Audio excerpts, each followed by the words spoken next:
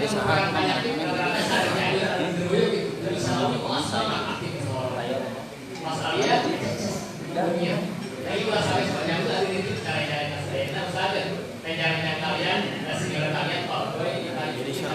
tidak jika satu dijadikan atau itu beda-beda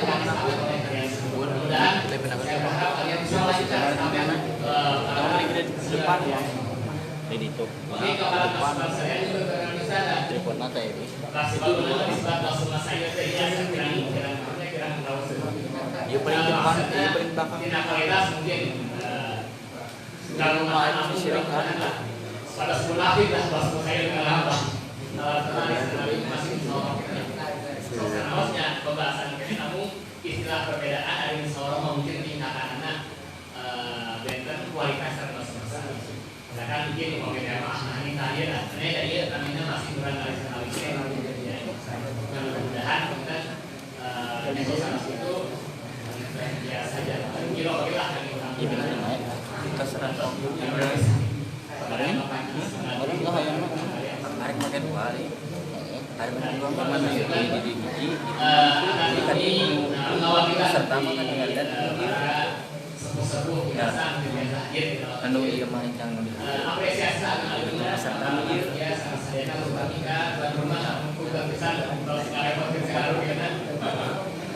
mudah-mudahan orang Banten kurang sadarnya pesanan Al-Barakah sesuai sama kita dipaskan kepada oke para pengasuhnya para sukunah di bawah kedudukan sangat disehatkan keras di atas ini dengan lagi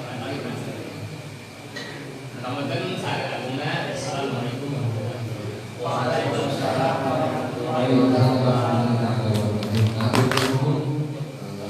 Sana Ustaz Jauzi dan Markus memberikan sambutan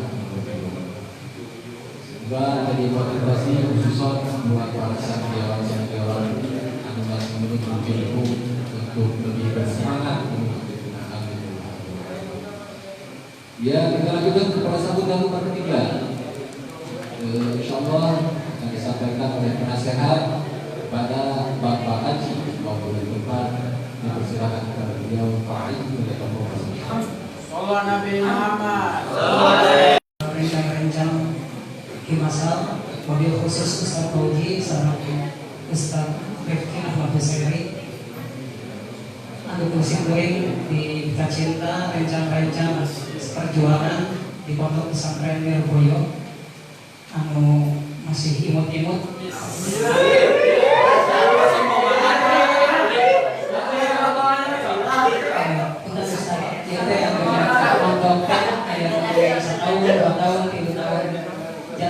kategorinya masih cilik-cilik masih imut-imut lah. Enak sama mau dibayar dia atau 10 tahun kalau simpuring ngawakilan di penasehat seharusnya lepas penasehatnya dan simpuring dia akhirnya mah himasal.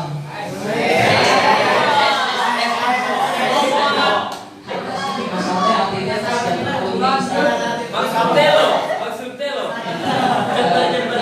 apa yang nama insya Allah terus mungkin di bumi terus di pojok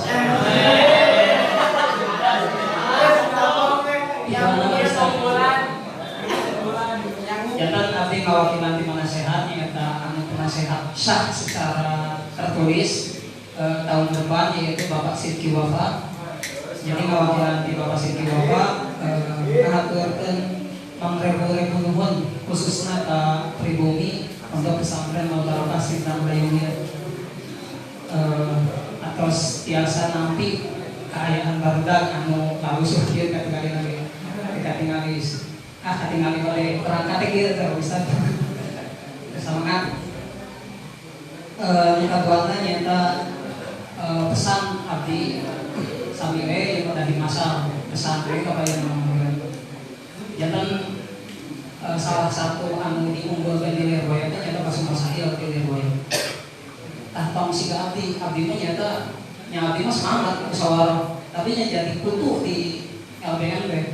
Artinya yang ngiring-ngiring unggul di kampung gitu. Yang ngiring masuk angkatan, ngiring masuk kamar gitu. Hanya sesuai skill masing-masing. Tapi nya mumpung masih dini, musyawarah kurang tingkatkan khususnya mungkin kapayuna kamu di daerah orang Saraya nyata Cianjur sareng Sukabumi.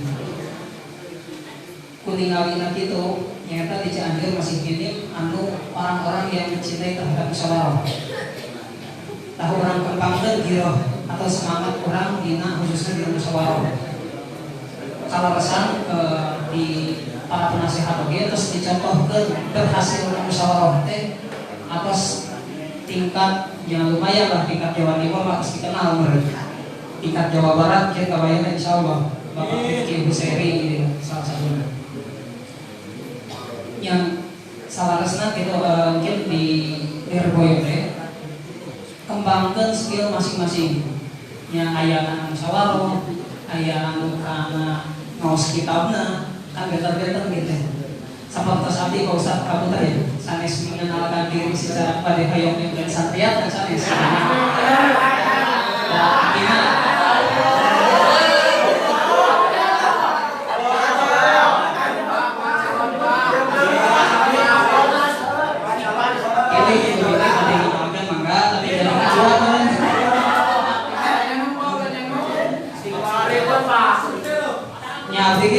Sami tamatan Lirboyo sami sareng Pak Rifki tapi abdi mah sanes bidang musyawarah di ditu teh kanggo teh nyawa musyawarah teh kumaha gitu nganteran tapi sanes bidang musyawarah abdi mah kalasan nya katos abdi oge di ditu salami 2 tahun nya kaanggona dina bidang komputer gitu artinya ya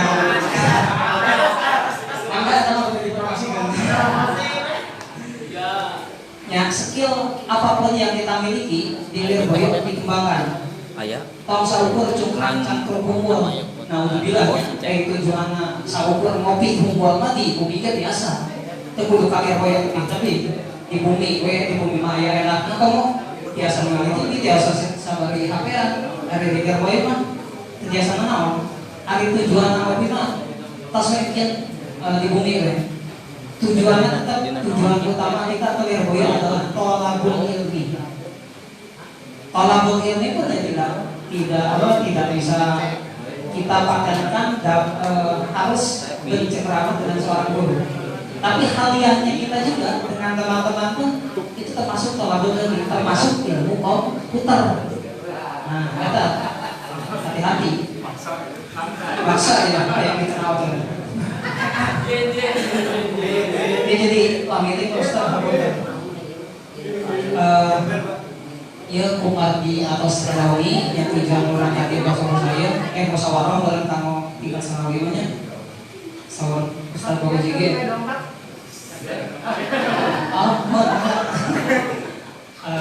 sing goreng sakali deui ngatur kemudian kami hal pribumi khususnya keluarga besar Pondok Pesantren Al Barokah hatur kemudian sareng hapunten saagung-agungna mudah-mudahan amal urang sadaya ditampi sadaya. Sekian dari saya. Wassalamualaikum warahmatullahi wabarakatuh.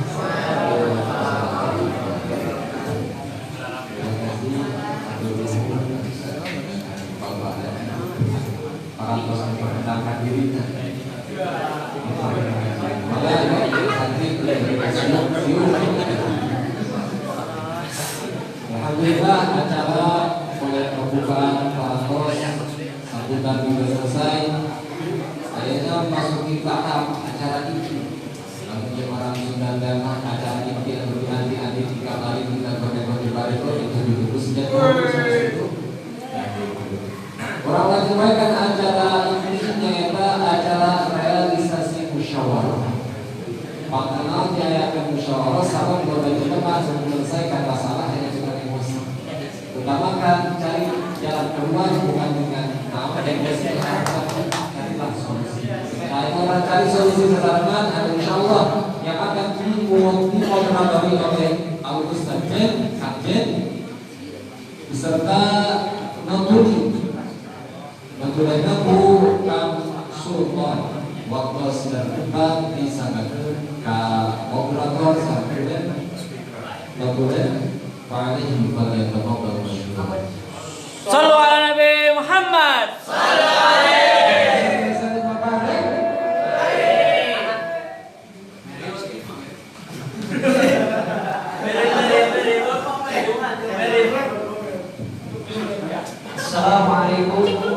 warahmatullahi wabarakatuh. Alhamdulillah wassalatu wassalamu ala sayyidina Muhammadin bin Abdillah wa ala alihi wa ashabihi wa man tabi'a sunnatahu wa jama'atahu min yaumina hadza ila yaumin naqbah. Amma ba'du. Faqad qala Rasulullah sallallahu alaihi wasallam ma khaba man istakhara wa ma nadima man istashara. Pertama-tama marilah kita panjatkan puja kepada Allah yang Maha Kuasa, puji kepada Allah yang Maha Suci, serta syukur kepada Allah yang Maha Ghafur. Tak lupa salawat beserta salam mari kita curahkan kepada alam, yakni habibana wa nabiyana wa maulana Nabi Muhammad sallallahu alaihi wasallam.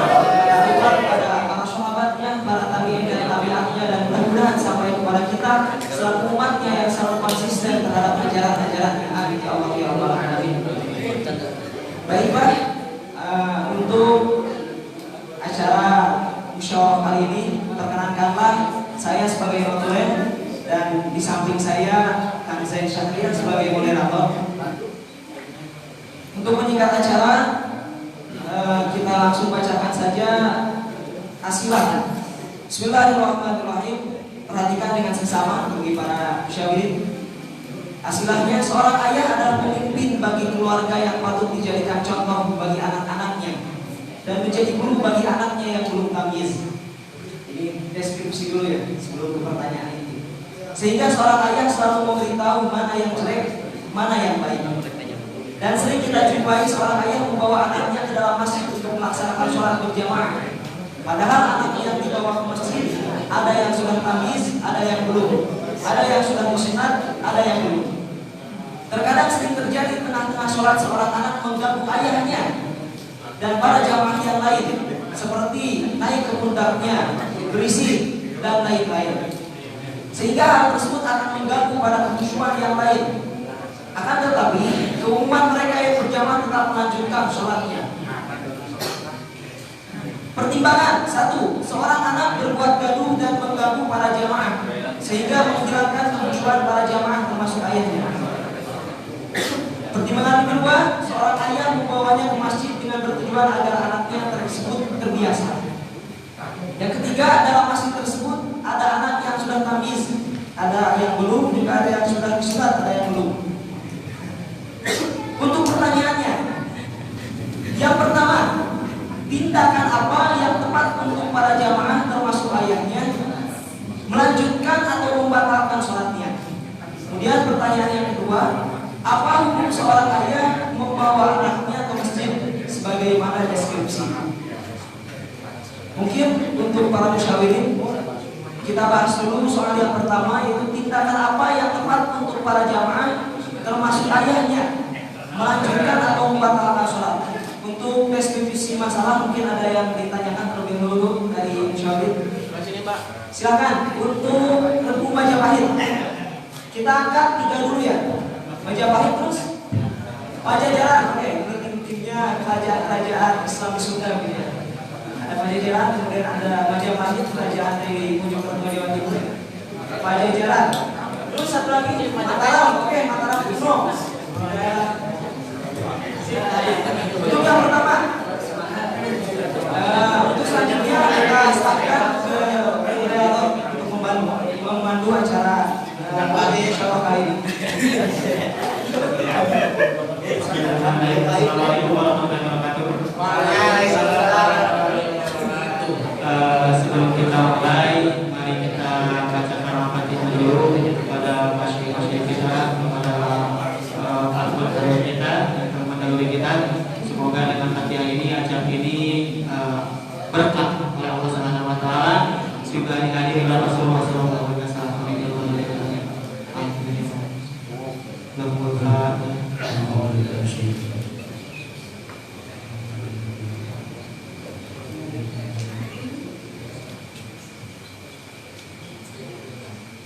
Ya, melanjutkan dari teman saya tadi, sekarang pertanyaan dari Askilah, dari teman-teman yang mungkin masih membingungkan atau masih belum paham terhadap deskripsi yang telah ada. Kami persilakan dari Majapahit dulu. Silakan ada baik Gajah Mada. Iya, Gajah Mada. Tahu semua ada baik. Kalau terus Bismillahirrahmanirrahim. Saya janggal sama kata-kata ini. Bismillahirrahmanirrahim. Terkadang sering terjadi di tengah-tengah sholat, seorang anak mengganggu ayahnya dan para jamaah yang lain seperti naik ke pundaknya, berisik dan lain-lain. Nah, dan lain-lain di sini tuh apa aja isinya gitu? Masa cuma naik ke pundaknya doang? Atau tadi mengganggunya tuh sampai membuka aurat gitu. Ya. Dan satu lagi. Ini udah baru bobot tuh.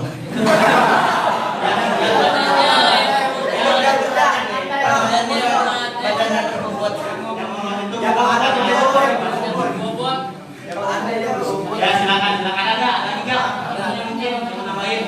Ini siapa nih agak ini.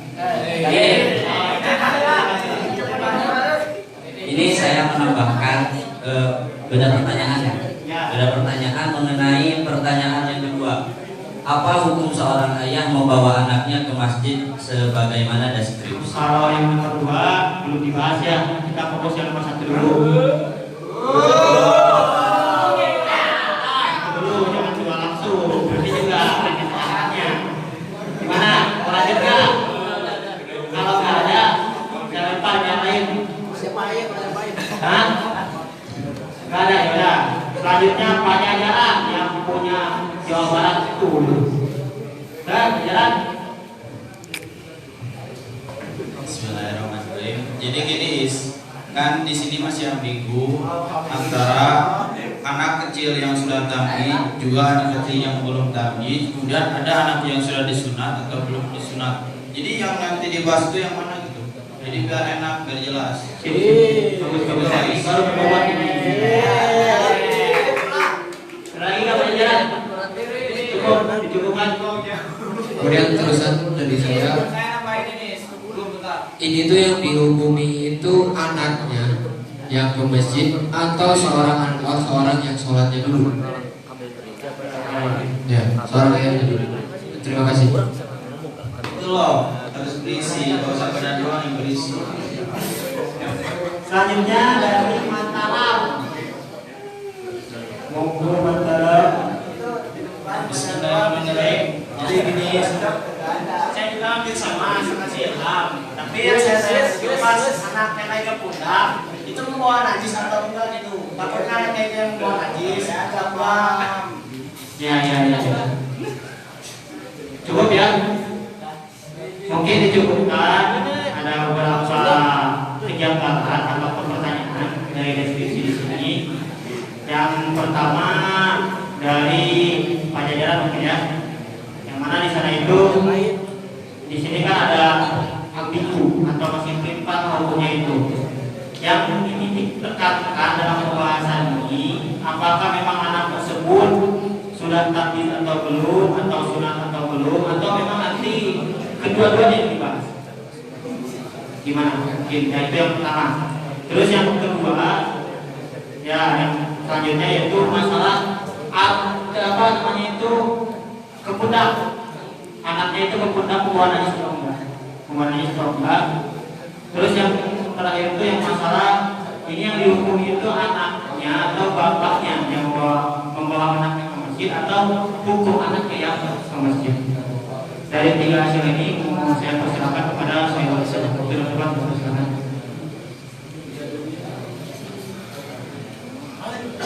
Kalau ditiup itu panas dan Assalamualaikum warahmatullahi wabarakatuh. Ya, jadi tadi yang masih dijanggalkan dari masalah ada kata-kata dan lain-lain, sehingga di situ masih banyak kasus. Namun yang supaya tidak mempersempit kasusnya memang dikatakan dan lain-lain, tapi untuk mempermudah nanti menjawab dan lain-lain itu diisi seperti yang menangis, intinya mengganggu, maksud di situ kan dan lain-lain seperti teriak atau yang lainnya. Oke, selanjutnya juga pertanyaan ini. Kemudian masalah bunda, apakah anak ini membawa najis atau tidak. Mungkin di sini di aslinya sudah jelas bahwa anak tersebut ada yang dihitan, ada yang belum, sehingga kita bisa diketahui apakah hitan itu najis atau tidak yang belum dihitan itu. Kemudian kalau nanti najis selain hitan itu bisa dilihat dari syak atau tidaknya. Maksudnya anak kecil ini mau bawa najis atau tidak. Nah itu bisa dijawab sendiri-sendiri. Terima kasih. Selanjutnya yang masalah ini dibahas itu anak yang udah tamyiz dulu atau memang kedua-duanya dibahas? Mungkin dalam kasus seperti itu pasti ada 4 gambaran. Yang pertama dia itu tamyiz tapi dia sudah disunat. Ada juga tamyiz tapi belum disunat. Banyak itu gambarannya. Ada juga sebelum tamyiz tapi sudah disunat. Dan gambaran yang terakhir belum tamyiz dan juga belum disunat. Pasti ada 4 gambarannya. Namun supaya mempersimpel waktu, jadi semuanya langsung saja yang dibahas. Jadi tidak satu-satu. Oh, semuanya. Berarti ini umum ya. Yang penting ditekan itu anak kecil, entah itu tamyiz, entah itu disunat atau belum. Yang penting ini anak kecil. Ya. Jadi pembahasannya adalah hukum tentang masalah. Berarti ini yang dihukum itu ayahnya yang membawa anak ke masjid. Saya sudah tadi yang mematanya. Atau menghukumi anak yang masuk masjid. Coba saya silakan. Anaknya yang masuk ke masjid dihukum itu atau memang ayahnya yang dihukum itu orang yang membawa anak kecil ke masjid dan orang yang sholat di dalam masjid tersebut. Karena apa? Kalau kita menghukumi anak kecil itu tidak punya dosa, tidak tertaklif gitu. Siapa, Bang? Tidak tertaklif. Jadi di sini yang dipermasalahkan itu yang sholatnya, bukan anak kecilnya. Ya, mungkin dicukupkan dulu ya. Mungkin sudah dicukupkan saja. Langsung saja tadi dari saya jelas sudah dijelaskan dengan baik bahwasanya penghukuman ini berlaku pada anak kecil. Langsung pada anak kecil juga hukum pada seorang ayah yang membawa anak. Tapi itu nomor 2 yang punya. Tapi yang kita jadikan pembahasan yang pertama itu adalah tindakan apa yang tepat. Ini tindakan ataupun sikap apa yang tepat untuk pada jemaah termasuk ayahnya. Ketika memang ada anak itu seperti itu ya, dari itu mengaku sholat dan lain-lain, antara melanjutkan atau batalkan sholat. Berarti ada 2 pilihan, antara melanjutkan atau batalkan. Ya? Mungkin dari sini kami akan mengangkat 3 jawaban. Saya persilakan kepada teman-teman dari Pajajaran, Majapahit, satu lagi mungkin, satu lagi. Pajajaran Majapahit. Jawab. Bisa gak ada? Kenapa apa? Ya, kenapa apa? Ada 3 teman-teman yang ingin jawab. Dari saya ambil dari Pajajaran dulu mungkin. Silakan Pajajaran. Assalamualaikum warahmatullahi wabarakatuh. Betul jawaban dari Pajajaran untuk pertanyaan yang pertama. Tindakan apa yang tepat untuk para jamaah termasuk ayahnya, melanjutkan atau membatalkan sholatnya? Kami menjawab, apabila diyakini bahwa anak tersebut membawa najis dan nampak pada kulit penutup kemaluannya, jadi di penutup kemaluannya itu dikatakan di dalam deskripsi ini ada yang disunat dan belum disunat. Nah, jika memang belum disunat, najisnya tersebut nampak pada kemaluannya,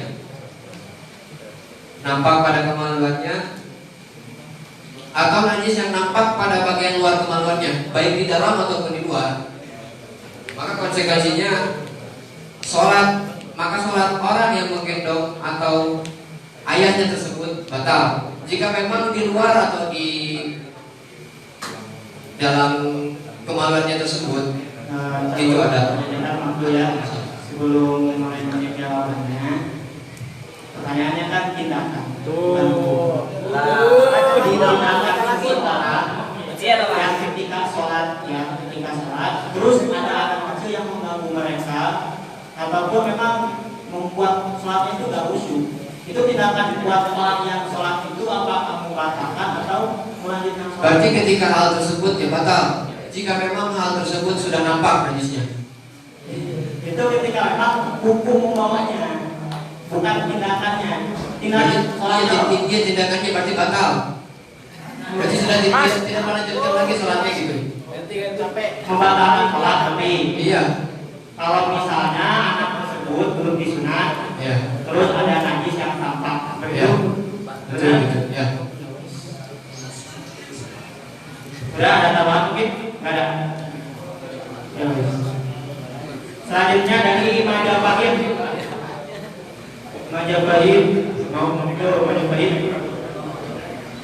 Jadi menurut kelompok kami ini jawabannya harus melanjutkan, sehingga jika membatalkan itu nanti hukumnya kalau melihat ada jawaban dari ajaran nggak ada najis apapun. kalau masalah najis, masalah nanti itu anak kecil, karena pasti keumuman juga setiap orang tua ketika membawa anaknya kadang ketika kencing langsung dibasuh. Terus kan kasus ketika mungkin orang tuanya tahu anaknya ada najis, ini jarang membawa ke masjid, pasti dia juga mengetahui oh kalau membawa ini hukumnya apa. Jadi kalau masalah najis yang yakin itu menurut saya nggak perlu dibahas. Nanti langsung Paling paling yang dibahas masalah kulpah-kulpahnya itu. Terus selanjutnya dari sudah berapa mungkin silakan. Bismillahirrahmanirrahim. Jadi menurut kelompok kami yaitu Sunda Kelapa, tindakan yang harus dilakukan atau tindakan yang harus dilakukan oleh ayah atau dan para jamaah melanjutkan atau membatalkan sholat. Jadi tindakan yang tepat untuk ayah ataupun para jamaah adalah intinya nahi mungkar. Nahi mungkar tentu sholatnya akan menjadi batal dikarenakan berbicara atau berbuat terkait nahi mungkar tersebut, seperti itu. Jadi intinya itu melanjutkan. Jadi nahi mungkar enggak seperti itu. Nahi mungkar di sini itu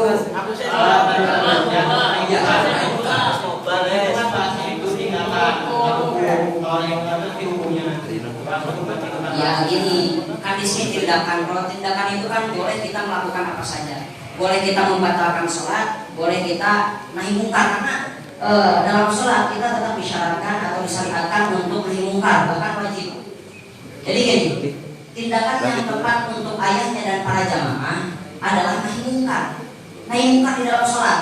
Dan tentunya kalau nahi mungkar itu akan membatalkan sholat. Soalnya apa? Kalau tidak ngomong tentang nahi mungkar atau berbuat itu kan membatalkan sholat. Ngomong tentang nahi mungkar, berbicara lebih dari 3 huruf itu kan membatalkan 2 huruf itu kan membatalkan sholat. Nah nanti otomatis nanti sholatnya batal. Seperti itu. Saya bacakan di bawahnya langsung. Berarti maksudnya itu ketika berarti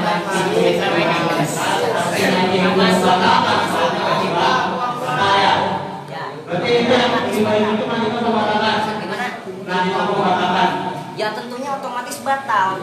Nah, otomatisnya maksudnya itu dia posisinya ketika sholat ada anak yang nangis, terus posisi kita itu dengan anak yang nangis tersebut apakah diamin aja gitu ya, atau memang langsung kita? Saya tadi sudah mengatakan di sini harus nahi mungkar. Oh iya. Berarti Ada ada membatalkan sholat kalau ya, bagus. Dari ketiga jawaban ini yang pertama mungkin dari jalan mengatakan bahwasanya rinciannya itu bisa saja ini batal atau membatalkan, dianjurkan membatalkan sholatnya itu ketika memang ada keyakinan si anak tersebut membawa najis. Terus yang kedua dari Majapahit katanya melanjutkan, nggak membahas tentang najis atau bukannya, yang penting melanjutkan. Cuma yang lagi yang terakhir dari Sunan Kelapa yang mengatakan bahwasanya ketika ada orang sholat terus di hadapan ada yang nangis atau yang lainnya, ini terkena kewajiban dari mungkar sehingga jangan diharuskan sholat. Mungkin yang saya angkat dari 3 mujawab di sini, saya lebih menarik, saya lebih tertarik kepada jawaban yang terakhir yaitu dari Sunan Kelapa. Di penjelasan yang mengatakan bahwa tidak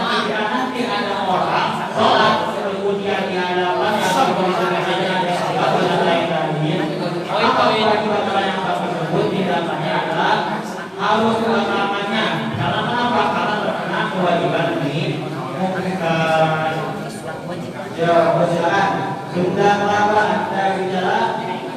Jelaskan kembali, kemudian terkait dengan referensi. Bismillahirrahmanirrahim. Di sini tadi saya sudah menjelaskan jawabannya.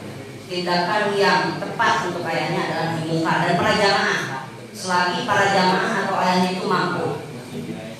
Selagi para jamaah dan ayahnya itu mampu. Kemudian otomatis sholatnya akan batal. Karena apa? Karena berbicara tentang nahi mungkar atau memerintah, melarang. Nah itu akan membatalkan sholat walaupun nahi mungkar. Saya bacakan wajibnya nahi mungkar di dalam sholat. Di sini saya mengkiaskan dengan khutbah. Soalnya khutbah itu disamakan dengan sholat. Bismillahirrahmanirrahim. Wa yajibu al-insatu wa la yahumu al-kalamu al-khatib qat'an. Wa ma'arul khilaf fi kalami la yata'allaqu bihi wa ruddu muhimun najizun. Nah, di sini khilafnya itu pada kalam yang tidak berhubungan dengan tujuan-tujuan yang penting.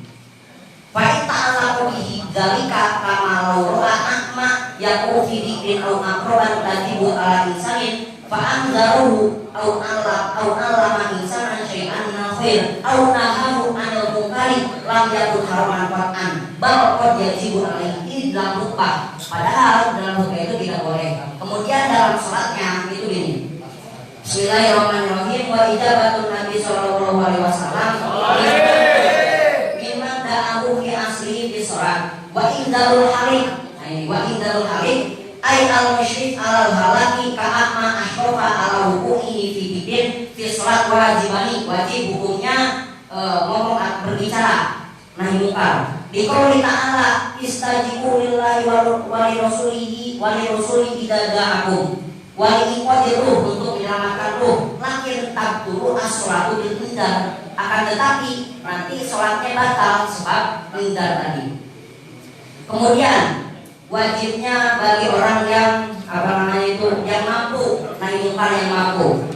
Dan juga walaupun fakir, orang yang melakukan ini tidak dosa. Seperti anak kecil itu tidak dosa berdiam diri di masjid.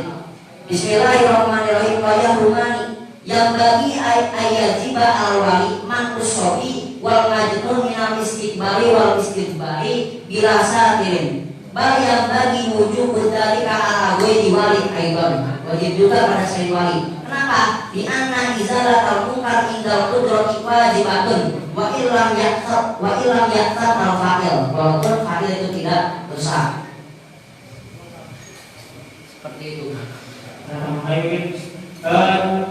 Coba mungkin ada nggak ibarat yang langsung mengena gitu ya, langsung mengena kepada nanti itu ketika ada sholat terus ada yang mengganggunya, ini maksudnya mengganggu ya, itu wajib nahi mungkar atau memang mengiakan kepada yang dibacakan. Jadi gini, kan tadi saya sudah menjelaskan dalam ibaratnya bahwa nanti ketika di dalam khutbah tidak boleh berbicara. Berarti mengiakan kepada ya, kemudian ada nahi mungkar, maka wajib kita berbicara atau nahi mungkar. Kemudian kalau begitu kita samakan kepada anak kecil, itu bagaimana, apakah anak kecil itu nahi mungkar? Tetap nahi mungkar. Saya bacakan. Bahkan ini min adi bahasanya itu min adi dan mungkar, termasuk besar-besarnya mungkar. Ini di sini. Bismillahirrahmanirrahim. Ini dalam fatawinya dijelaskan masalah fiman yu'allimu as-sibyan fil masjid. Hal yajuzu lahu al-bayatu fil masjid fa ajaba alhamdulillah yusallu al-masjidu amma yubdihi wa yubdil musallina fihi hatta rafa as-sibyani aswatahum fihi. Sehingga orang anak kecil berisik di waktu sholat di dalam masjid. Wa kadzalika tawsihum li aslihi wa nahdu dzalika la siyama, apalagi ingkana waqta sholat, di dalam waktu sholat, fa inna dzalika min adinil muharram. Ya, mungkin saya simpulkan dari jawaban sudah mengapa ya. Intinya di sini itu tetap berpendapat bahwasanya ketika nanti memang ada seseorang sholat terus di hadapannya itu ada yang mengganggunya ataupun yang lainnya, sehingga mengganggu dia sholat, maka kewajibannya adalah membatalkan sholat. Membatalkan sholat. Karena apa? Di sana karena ada unsur nahi mungkar terhadap orang tersebut. Dengan bertendensi dari ibarat yang saya informasikan tadi, dengan turunnya dan lainnya. Mungkin dari teman-teman dari jawaban ini yang mungkin belum bisa menerima atau memang ingin mengutarakan kesalahan-kesalahan mereka dan yang lain, ya.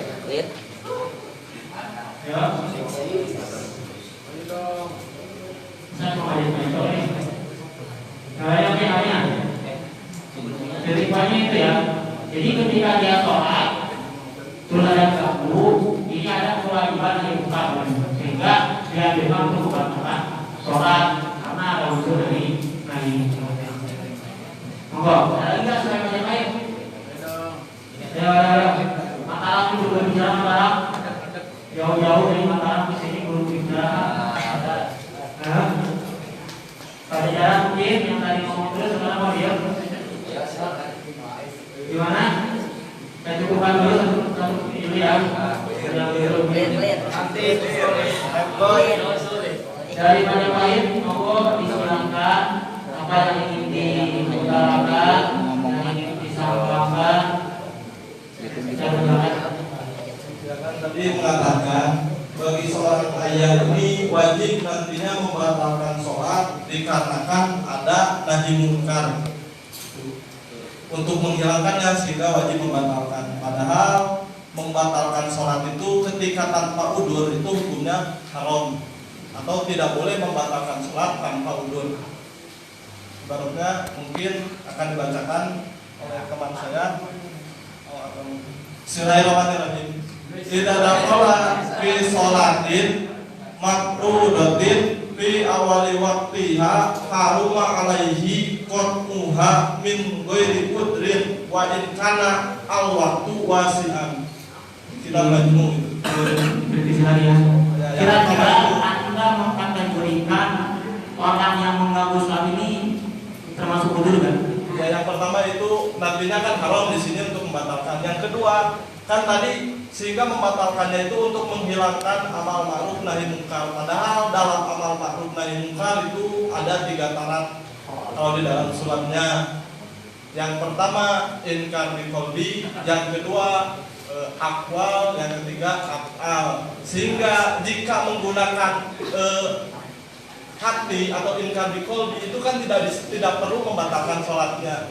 Sehingga kan kalau membatalkan sholat dengan ibarat yang pertama itu tidak boleh. Sehingga seharusnya menurut ibarat ini itu tidak boleh juga membatalkan sholat. Berarti Anda itu nahi mungkar ini tidak harus membatalkan, ya kan? Ya. Lanjutan juga sudah cukup karena kenapa ada unsur inkar biqauli. Soalnya juga tidak ada udur untuk membatalkan. Nah itu yang saya kritisi itu adalah kira-kira mengganggu sholat termasuk udur apa enggak? Menurut Anda? Kalau menurut saya itu bukan udur. Bukan udur? Ya. Yang definisinya ada nggak? Iya.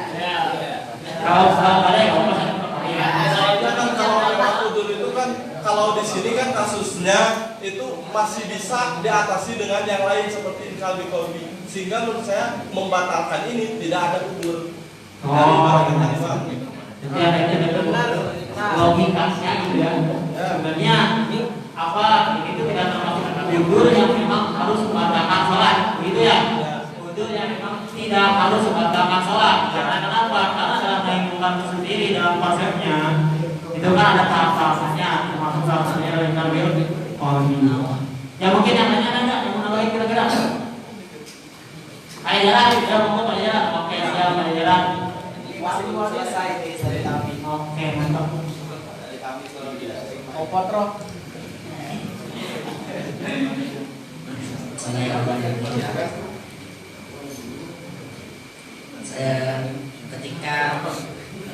Saya tidak setuju ketika memang nanti ketika sedang sholat itu membatalkan. Soalnya ketika nahi mungkar itu bisa mencegahnya sebelum sholat itu tidak membawa anak itu tidak masuk.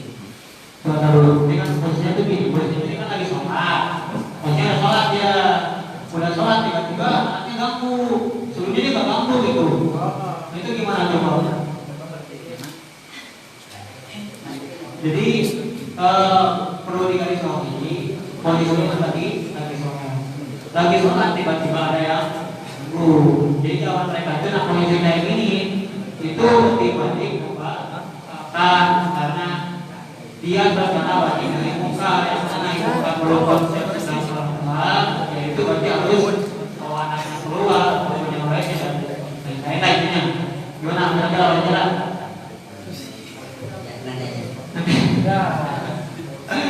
Yang lain mungkin yang lain masa cuma hanya pahit doang nih Mataram dia dulu nih weh salah penjajaran bikin apa ya penjajaran dari saya ya jalan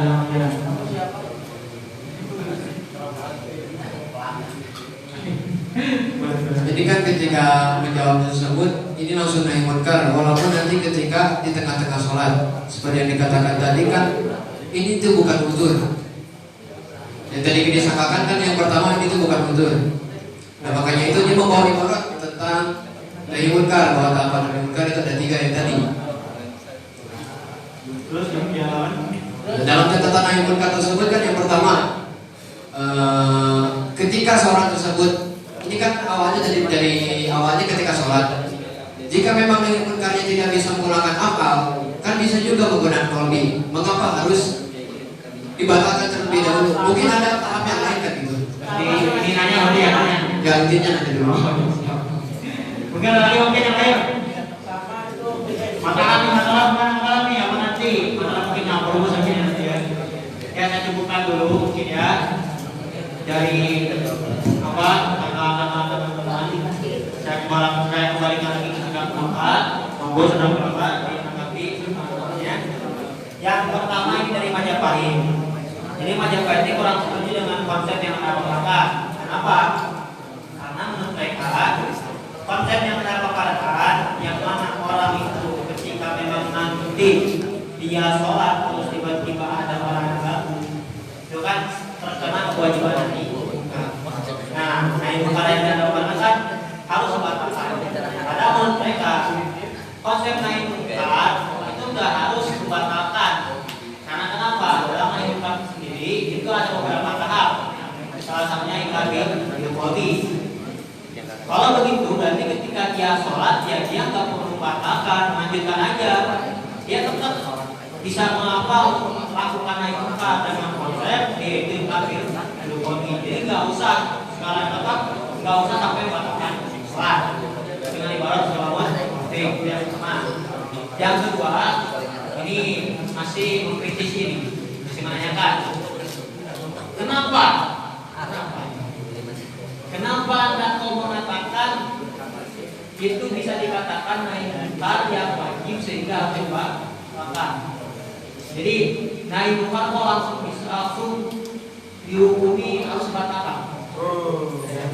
Memandang masih ada hubungan juga dengan tadi. Memandang naik munkar itu ada masih ada tahap. Silakan Bapak. Berarti intinya sama gitu aja kan? Ya. Bismillahirrahmanirrahim. Tadi sudah dijelaskan bahwa apabila dia itu kudroh atau kuasa mampu untuk naik munkar.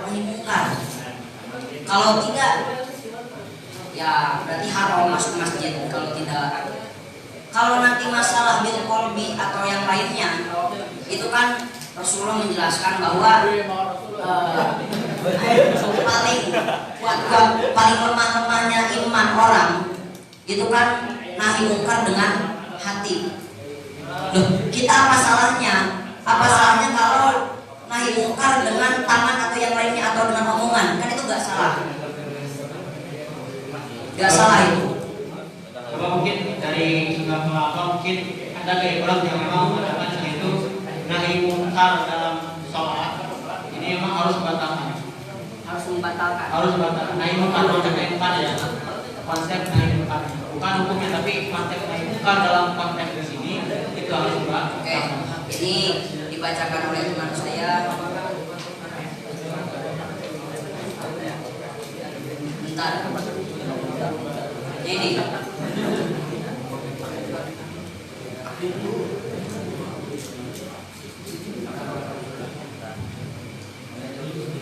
Bismillahirrahmanirrahim.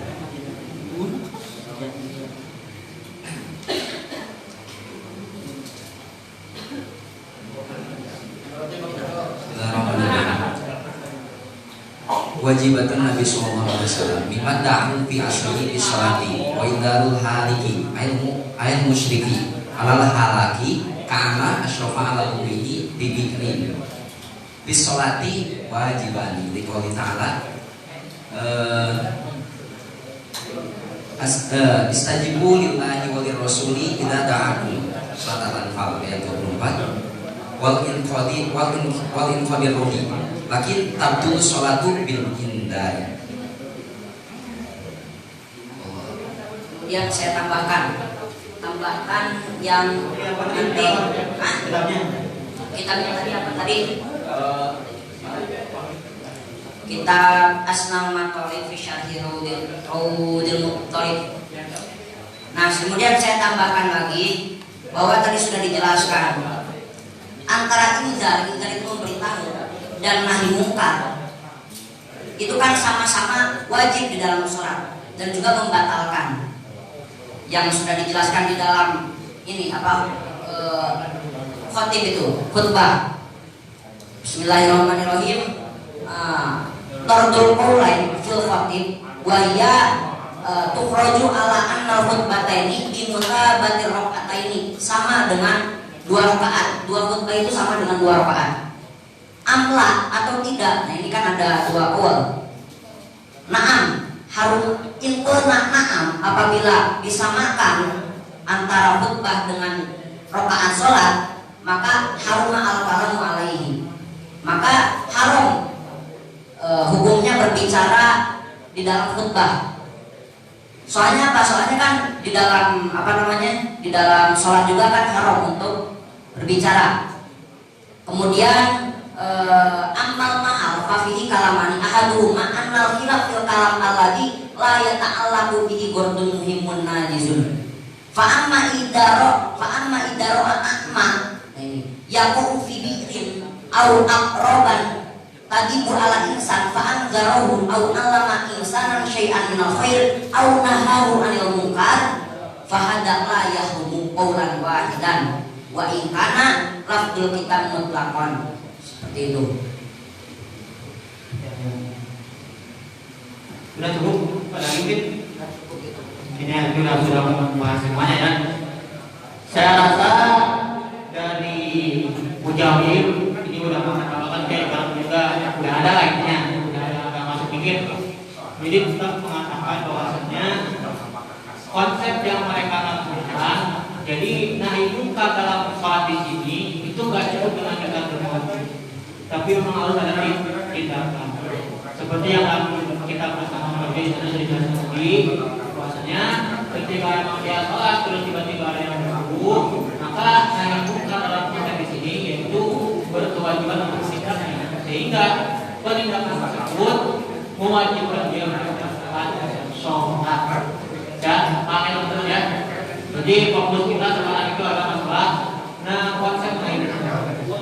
Konsep yang adalah konsep di sini ya. Konsep orang sholat terus bagaimana itu. Itu sudah apa?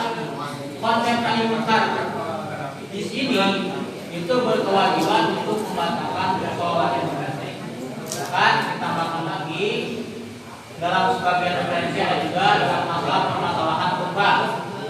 Kita bahas ini bahannya dalam khutbah juga di sana kan ketika yang seorang khotib itu berbicara kan haram. Cuma ketika nanti ada konsep itu seorang khotib jadi mengkiaskan para ulama.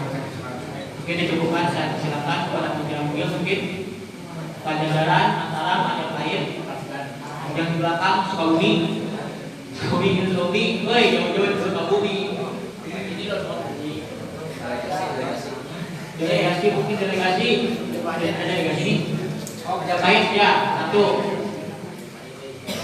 Ayo, yang penting nyonton ya. Ayo, Taram. Belajar mungkin. Yang kita cukupkan dulu ya. Mungkin bisa ada percikan dari mana sih. Saya kembalikan lagi kepada Majapahit, silakan Majapahit yang masih belum terima itu tadi gimana Majapahit, monggo.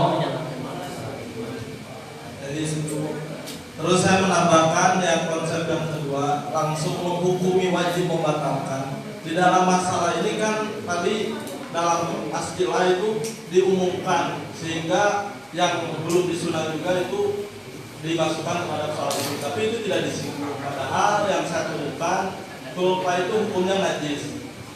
Yang saya temukan kulpa itu hukumnya najis, sehingga jika najis itu tidak wajib membatalkan. Melainkan ketika digendong ya berarti bukan wajib membatalkan, itu otomatis batal kan.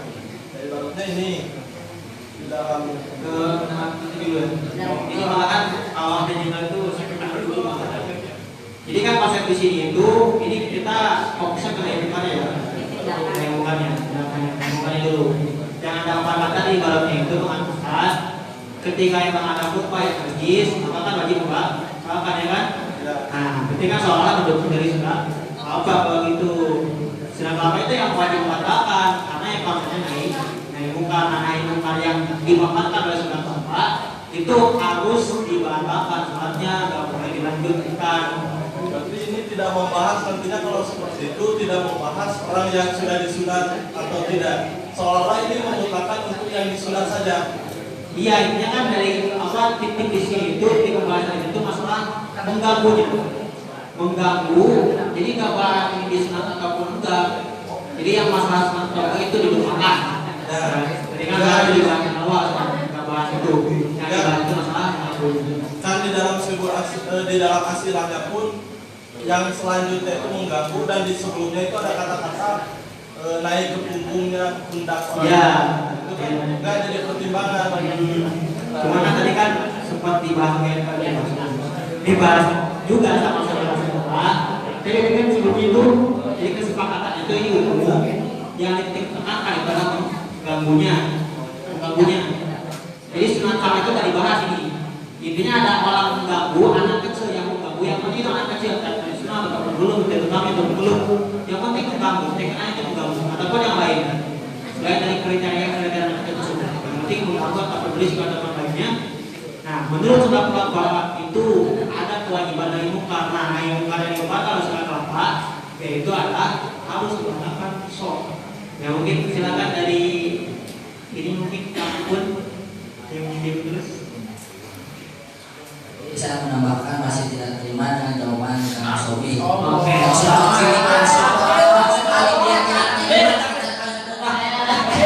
Oleh kami di sini tidak terima dengan jawaban Kang Sobi dari awal pun sampai sekarang saya teliti dia tidak pas jawabannya takbir. Jadi saya pernah membaca atau referensi ada cerita dari kitab hadis kalau nggak salah gitu. Masalah apa Nabi menggendong cucunya yaitu sahabat Umamah. Itu kajian Nabi kan sedang melaksanakan sholat. Kemudian memang dari awal kan Nabi mengajaknya kepada itu cucunya mengajak cucunya ke memperkenalkan dari diri mungkin bahwa tentang syiar-syiar agama itu diantaranya masjid seperti itu.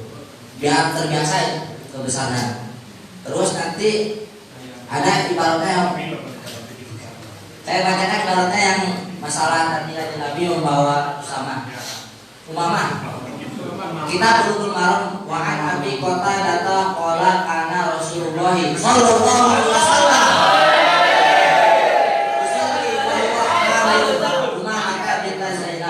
Faida saja dawaha wa ida qoma aqalaha muttafaqun alaih. Ini udah muttafaq ini. Berarti Bukhari dan Muslim. Jadi ini kuat banget. Ini kuat untuk memperkuat bahwa bagi orang-orang orang tua silakan Anda memperbolehkan membawa anaknya karena Nabi juga pernah melaksanakan atau melakukan seperti itu. Jadi sekalian dari kami kelompok Majapahit yaitu kenapa dari kelompok Sunda Kelapa bisa-bisanya dia mengatakan seperti itu harus nahi munkar. Padahal Nabi sendiri pernah melaksanakan atau melakukan hal seperti itu. Jadi minta tanggapannya gitu. Gini, perlu diikuti lagi. Kan konsepnya Nabi kan memang sudah dipastikan kan fitnya itu gak mungkin ganggu kan ini kan, gak mungkin ganggu ini. Cuma yang perlu diperhatikan itu ya ibarat segala kelakuan ini kalian setuju juga. Nah, titik gas itu di mana? Ngapain? Apa mungkin ada tidak setujunya itu dari segi munkarnya. Yang pertama, nahi munkarnya. Di sana kan langsung menetapkan bahwa harus dengan bil lisan. Sedangkan opsi dari nahi munkar itu kan ada 3, bil fi'li, bil lisan dan bil qalbi. Kenapa gak digunakan bil qalbi? Itu yang pertama.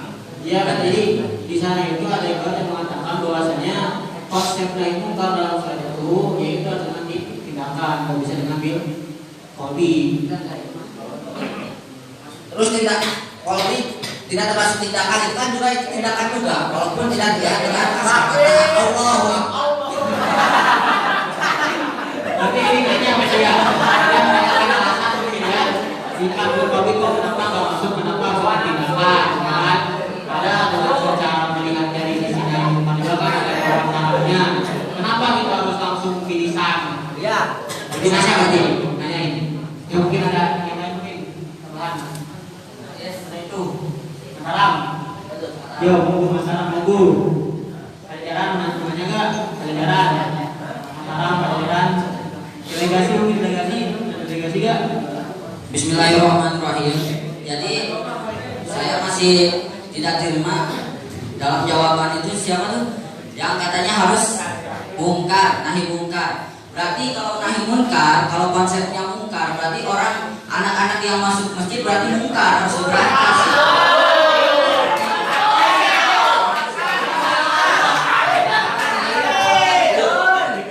Jadi menurut saya di sana itu anak kecil, bahkan di dalam ibarat beliau itu di sana itu anak kecil di sana mengganggu hanya lewat kalam ucapan, ya kan? Di dalam ibaratnya hanya lewat ucapan. Nah, kalau seperti itu, ini jelas berhubungan dengan ibarat yang saya punya. Nah, jelas berhubungan karena di sana menurut saya bukan sebuah kemungkaran. Seperti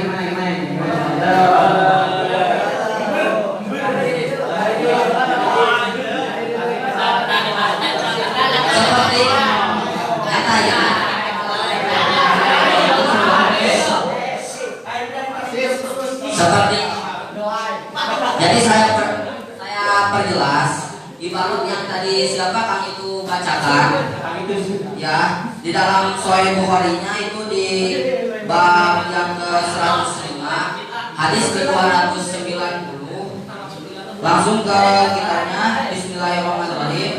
Saya baca bab. Jadi dahulu Kanjeng Nabi itu pernah menggendong Umamah binti Zainab selaku keponakan Kanjeng Nabi.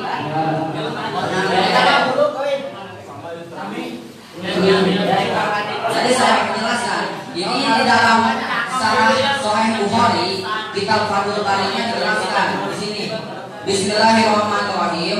Qauluhu wa idza hamala zariyatu saghiratun ala wuluhi. Nah, di bab ini arada al-Bukhari anna hamala al-musalli al-zariyatu idza kana la yadru as-salata famruha baina yadayhi la yadra.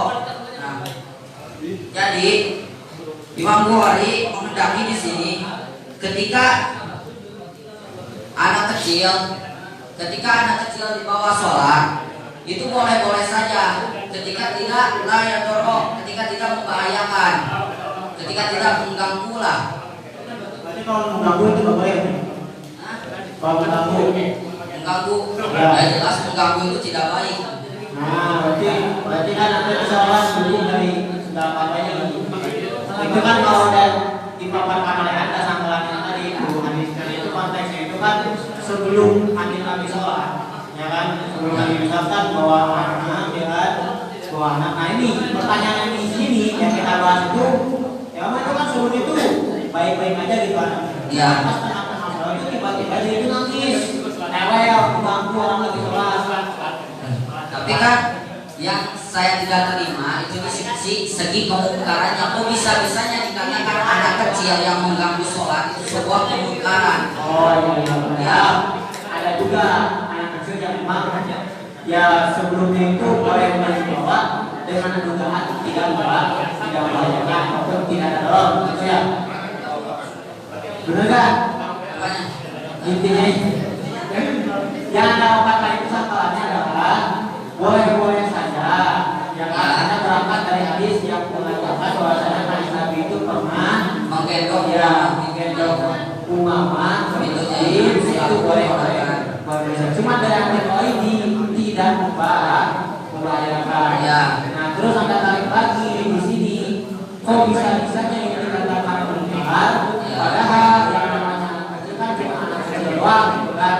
Ya. Kalau misalnya langsung dihukumi anak kecil itu sebuah mungkar, berarti tidak boleh dibawa ke masjid. Ada konteks yang lain mengatakan itu boleh dibawa ke masjid. Padahal kanjeng Nabi juga membawa mama ke masjid. Ya itu berarti menjalankan itu kok bisa-bisanya mengganggu itu mungkar gitu ya? Ya. Jadi saya di sana menuntut ibarat yang mengatakan kalau anak kecil dibawa ke masjid dan membahayakan kepada orang yang sholat itu disebut suatu kemungkaran yang wajib untuk dinahi, diberantas.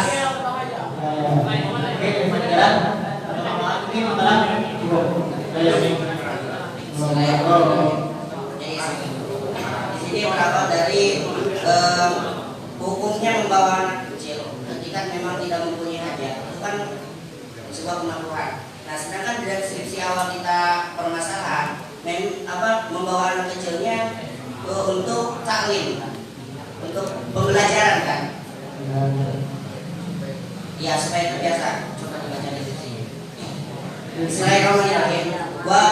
Wa yumna'u asyijan ilahi afta walidun nasyiri bi anna ta'limasyijan fil masjid amrun hasanun wasibyan yadkhuluna al-masjida min ahdi Rasulullah sallallahu alaihi wasallam ila anak min ghairi nakidin wal qawlu bi karahati dukhul sibyan masjid al-masjida laisa al-itlaq bal muhtasun biman la yumayyizu la ta'ata fiha wa la hajata ilaiha wa illa fa'ajru ta'wili qad yazid wa la nuqsan al-ajru bi karahati dukhul wal hajatu qad fa'u al-karahata tadbati kan maksud dari ketika memang anak itu mengganggu ketika sholat, kita membawanya karena untuk pembelajaran.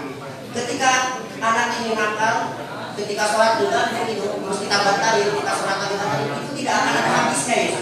Terus sampai waktu sholat berakhir itu kita mengajari terus seperti itu. Paham nggak? Sudah baik. Untuk dari ibaratnya kan disamakan dengan yang khatib, betul? Samakan yang khatib ketika ini kan seorang pendengar ketika imam itu khutbah, ketika orang khutbah itu maka bagi pendengar kan ini wajib untuk mendengarkan, bukan begitu? Maka ketika nanti ada pendengar yang meresahkan, maka kan dari dalam ibarat tersebut wajib untuk diberantas. Ini harus diingat dalam khutbah itu yang pertama, dalam khutbah harus nyetar. Bagi pendengar ini kan tidak hanya anak kecil saja, betul? Dalam pendengar ini dan ketika khutbah dalam masjid, bagi pendengar ini bukan anak kecil saja, begitu. Makanya dari tadi menyangkalkan ini hal kemungkaran dari mana? Nah, kalau tadi jelas dalam ibarat tersebut. Kalau memang dalam khutbah itu kan bapak-bapak biasanya anak remaja juga yang lainnya kan gitu. Nah ini soalnya tidak masuk ibaratnya begitu. Untuk dimasukkan ke sholat kan ini sholat dalam pembahasan kita ini anak kecil yang dibahas. Ya terima kasih. Sebelum ini kita lanjut dulu, ada orang dulu yang rumus suruhnya saya simpulkan dulu. Jadi tadi ada satu jawaban yang mengatakan seperti yang Nabi di sini, tindakan yang tepat untuk para jemaah ketika memang ada sesuatu yang mengganggu ataupun ada yang mengganggu dan lain-lainnya, maka yang kami angkat itu jawaban dari sudah Bapak yang mengatakan bahwasanya di sana itu dia dianjurkan ataupun malah diwajibkan untuk membatalkan sholat. Kenapa? Karena ada unsur naik muka. Naik muka yang dipakai alasan apa di sana, yaitu naik muka dengan cara tindakan, sehingga tindakan tersebut ya harus dibatalkan sholatnya.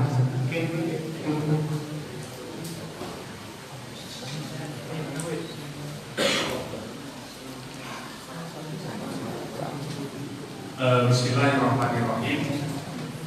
Kurang lebih pembahasan kita pada malam hari ini ada 3 konsep yang muncul di teman-teman ini. Yang pertama adalah dukhul sibyan di masjid. Masuknya seorang anak kecil kepada masjid, bagaimana hukumnya? Yang kedua konsepnya adalah yaitu waktu sholat, waktu faridoh, memutus keberlangsungan sholat, yang mana ketika memang alal muasa, tetapi kalau ketika sudah suruh maka ini akan tidak boleh untuk dikontinu meskipun muasa, karena berdasarkan firman Allah wala tumilu a'malakum gitu. Kemudian ada satu konsep lagi, yaitu konsep yang dicuatkan oleh mujawid, yaitu terkait amar ma'ruf dan nahi mungkar. Meskipun ini dari rukun-rukun hisbahnya dari si mujawid, memang ini baru kelas sanawiyah, ini belum disebutkan, begitu ya. Muktasibnya mana, kemungkarotannya mana, begitu kan ya. Nah ini meskipun ya nggak apa-apa lah, begitu ya lumayan. Beda, gitu ya. Ketulungan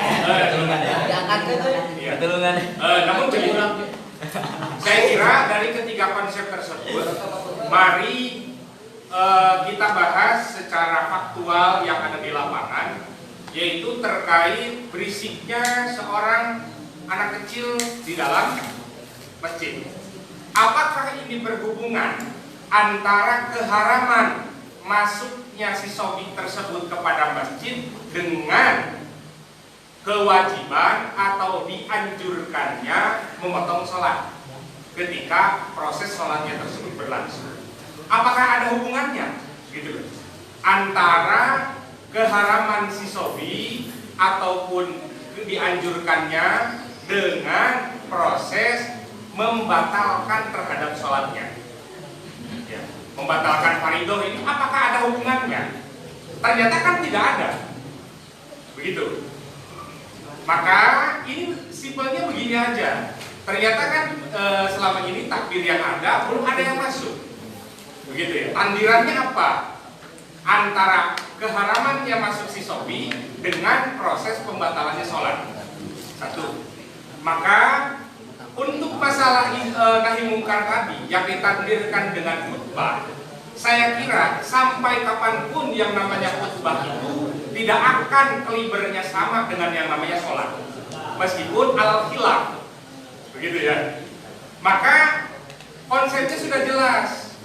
Boleh membatalkan sholat itu ketika ada musawwid syar'iyyin, begitu kan? Maka tinggal dicari saja apakah mengganggunya seorang sobi ketika kita sedang melaksanakan sholat ini menjadi musawwid syar'i atau tidak untuk mengkhotbah terhadap sholat, gitu. Simpel saja konsepnya. Kalau khutbah dan lain sebagainya, saya rasa itu sudah alal khilaf, kalibernya itu sama dengan sholat atau tidak. Nah maka yang kami mohonkan dari teman-teman, yang pertama itu bahas terkait sobi yang berisik terlebih dahulu. Bahas sobi yang berisik, yang lari-lari, main-main dan seterusnya itu ketika kita posisinya sedang sholat. Apakah itu musawwid syar'i untuk membatalkan sholat kita, untuk meredam dari main-mainnya si sobi ini, begitu? Atau bukan? Nah kemudian untuk yang sampai naik ke pundak ke pundaknya musolli, begitu kan? Itu kan tafsilan, tanya kan? Apakah sudah disunat atau belum, begitu kan? Nah sebelum ke sana bahas dulu yang main-main, lari-lari dan teman-temannya itu. Nah baru kemudian naik ke pundak setelah itu. Saya kira tinggal dicari apakah ini musawwid syar'i atau bukan di dalam waktu sholat fil faridoh, gitu ya. Ya mungkin ditambahkan arahnya. Oh, benar. Hilang.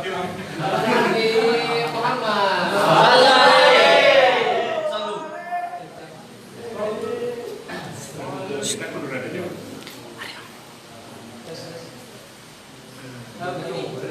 Menambah ya.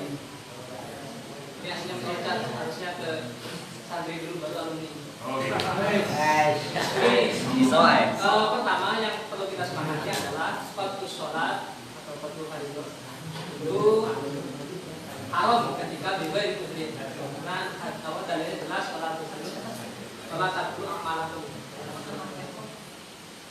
Begini, tadi sama dengan sebelah bahwa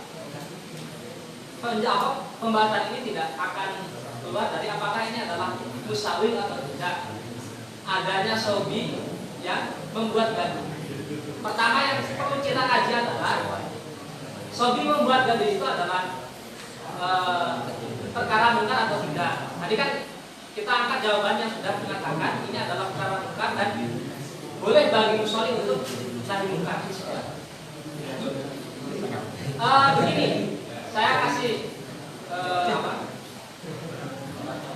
penjelasan bahwa amar ma'ruf nahi mungkar itu bukan harga mati.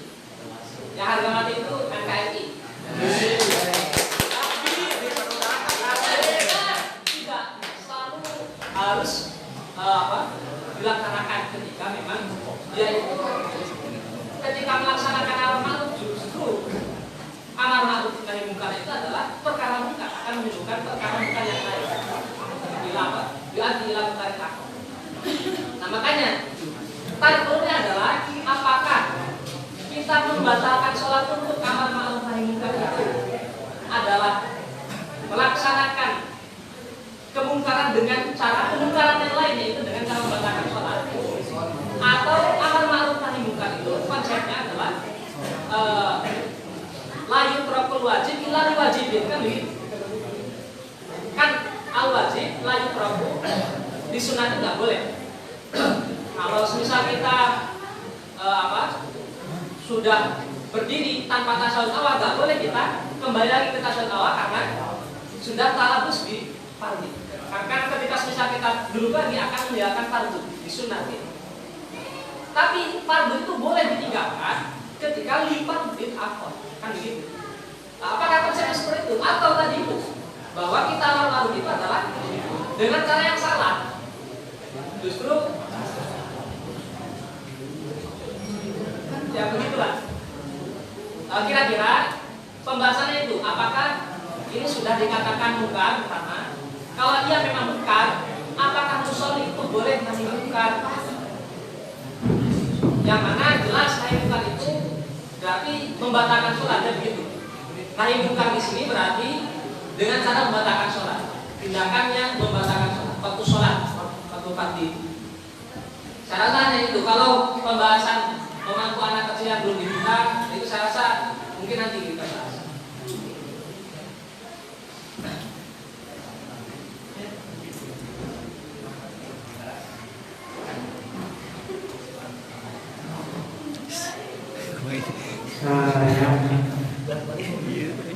Tadi sudah dijelaskan lah, sudah diarahkan ke jalan yang benar, yaitu adalah ini yang harus kita cari, yang harus kita musyawarahkan kembali. Di antaranya adalah masalah musyawarah syafi'iyah. Musyawarah itu maksudnya itu sesuatu yang memang memperbolehkan secara syariat sehingga sesuatu tersebut boleh ditempatkan. Nah, yang dikritisi ini adalah kira-kira, ini jawaban baru ini dari teman-teman. Ini yang pertama dulu, dari teman-teman itu punya gak tentang masalah anak kecil yang cuma berisik doang, yang cuma lari-lari doang, ini termasuk musyawarah syari'iyah. Yang mana ketika memang di sana itu lari-larian atau cuma berisik doang, sehingga dia itu diperbolehkan untuk membatalkan sholat. Itu ya, itu poin yang pertama. Terus yang kedua tentang masalah bukannya. Apakah ini lari-lari Terus kalau memang benar ini kemungkaran, apakah kemungkaran di sini itu memang harus dilakukan dengan kemungkaran lain? Artinya itu maksud kemungkaran lain itu kan dia kan membatalkan sholat. Padahal dalam satu tidak boleh membatalkan sholat. Gitu ya, paham ya? Mungkin kita bahas yang pertama dulu masalah masalah syariat tentang masalah lari-lari dan kompetisi. Silakan. Sebelum kita membahas, saya ingin tahu dulu alasan kenapa pada itu jawab arahan. Yang pertama, tadi kan katanya khutbah itu tidak masuk walaupun alal khilaf. Nah ini saya mau tahu alasannya. Padahal kan di sini sudah jelas bahwa bimuta batil sholat, bimuta batil sholat sama dengan sholat. Sudah jelas di situ sama dengan jelas bahwa khutbah, dua khutbah itu disamakan dengan 2 rakaat sholat. Nah, ini saya ingin tahu alasan kenapa tidak pasnya itu dari mana. Ya, mana? Sudah tarawih banyak. Ya, saya kira cukup ditelaah ya begitu ya. Saya tidak akan memperpanjang perdebatan ini. Cobalah dicek di tarawih banyak. Saya kira gak usah nanya ke kami lah, karena kelas Anda juga tahu itu ya.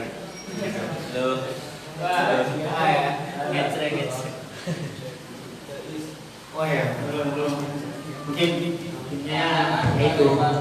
Kalau yang perumus itu dibatalkan. Ya, tadi langsung diarahkan oleh perumus ke masalah amal ma'ruf nahi munkar. Sehingga yang kedua itu langsung mengarahkan Enggak langsung. Mananya perumus itu enggak langsung munkar. Kayaknya gini perumus itu. Perumusnya saya jawab ya. Jadi gini, masalah lari diri sendiri atau berisik ini masuk musyawir syar'i enggak? Musyawir syar'i itu berarti ketika ada anak kecil kita masukkan anak kecil itu berisik dan lain-lain ya. Misalnya dia berisik mengganggu. Jadi apa? Kita kan kena musyawir syar'i enggak yang mana memperbolehkan untuk melakukan sholat. Nah, tujuannya itu buat menahi munkar mereka yang lari-lari. Kalau memang nanti masuknya itu kayak munkar. Coba begini pembahasannya disederhanakan bahwa coba silakan tampilkan apa saja hal-hal yang memperbolehkan untuk mengkontus sholat fardu. Itu apa saja? Pendekatannya begini caranya. Misal contoh, dalam permasalahan kita itu sholat munfarid, terus ada jamaah. Apakah kita boleh memutus sholat kita fatul fardhi, membatalkan sholat kita langsung ikut jamaah? Itu boleh atau tidak? Boleh. Tapi yang sunnah kita mengganti sholat itu menjadi sunnah, terus salam 2 rakaat, saya itu ikut jamaah. Tapi ketika misal tidak melakukan seperti itu langsung membatalkan sholat, boleh atau tidak? Boleh. Kenapa alasannya? Karena itu apa? Karena tujuannya sholat jamaah itu lebih baik daripada sholat munfarid. Kualitas sholat jamaah itu lebih baik daripada sholat munfarid. Dan hal yang semacam ini misal kita katakan dalam ini, karena misal itu kita itu apa? Sholat dengan diganggu anak kecil itu tidak khusyuk. Terus misal kita sholat tanpa anak kecil itu khusyuk, berarti kan kita boleh membatalkan sholat untuk sholat yang khusyuk. Apakah seperti itu? Nah, salah satu contoh takbiran namanya seperti itu. Jadi nggak perlu harus sore bahwa sobi yang mengganggu sholat itu termasuk boleh kita membatalkan sholat untuk nahi munkar. Tidak seperti itu. Coba sampai takdirkan dengan hal-hal yang memperbolehkan membatalkan sholat itu apa saja. Nah ini coba disamakan, dikiaskan. Ada atau tidak? Disebut ada yang sore. Ini poinnya itu intinya adalah kira-kira teman-teman ini punya tendensi hal-hal yang bisa membatalkan sholat. Bukan bisa, maksudnya itu diperbolehkan untuk membatalkan sholat. Nah ketika nanti dah nemu, baru kira-kira dari hal ini bisa nggak disamakan dengan kasus kita. Coba silakan, nggak apa-apa. Kayak gini, tadi yang pertama poin pertama ya. Tadi butuh ibarat yang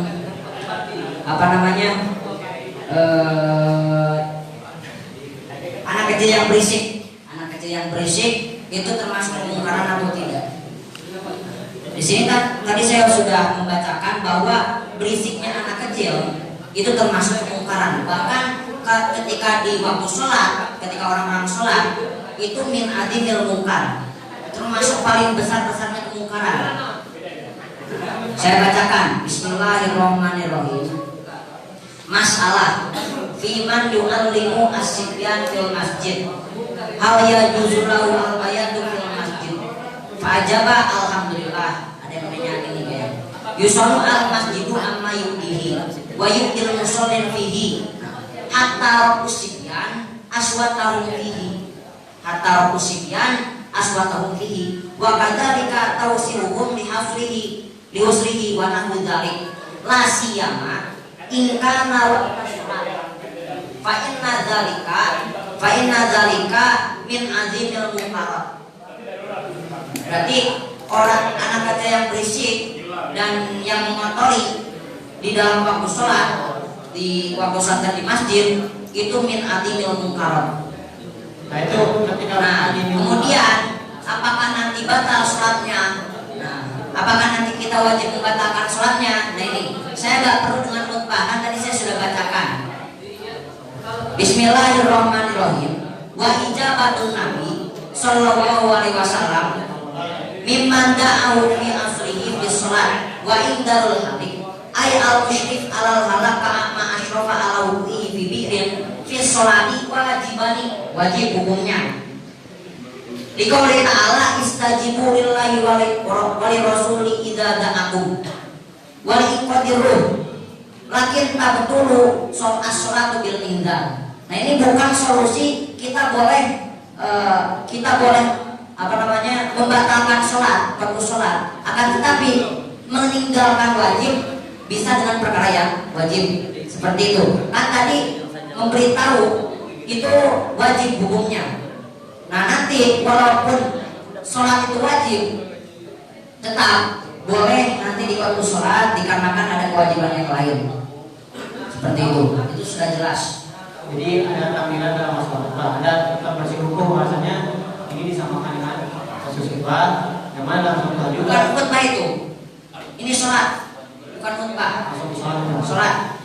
Ini Bismillahirrahmanirrahim. Wa ijabatun Nabi Sallallahu Alaihi Wasallam mimman da'ahu fi asri fi sholat wa indaru halik ay al musyrifa alal halak ka'ama asyrafa ala wudu'ihi fi bi'rin fi sholati wajibani, wajib hukumnya menjawab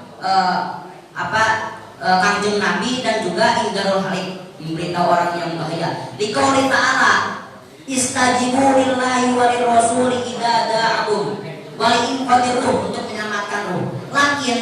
Lakin tabatul as-sholatu bil indar.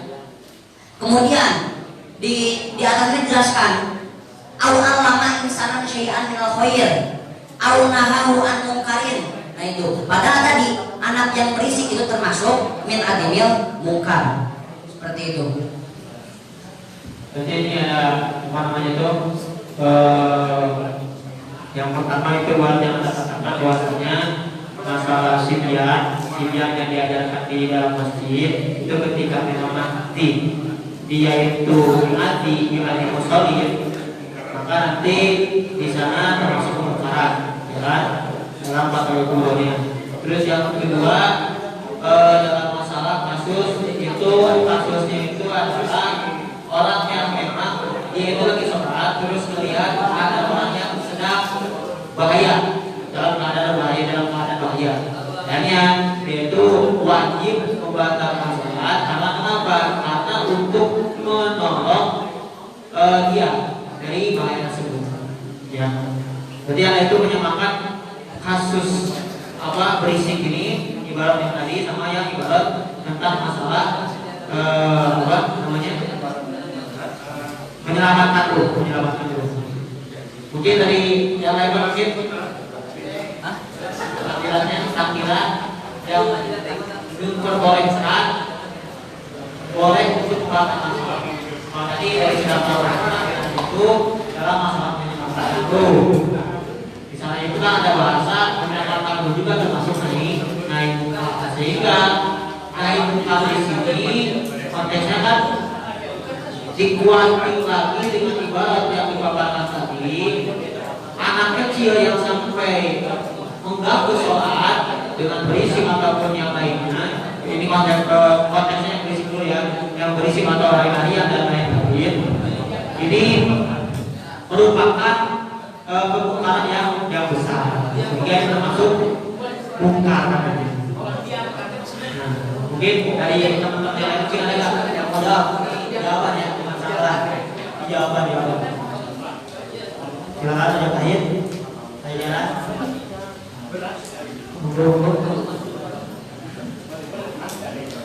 Antara mungkin atau yang delegasi yang baru datang.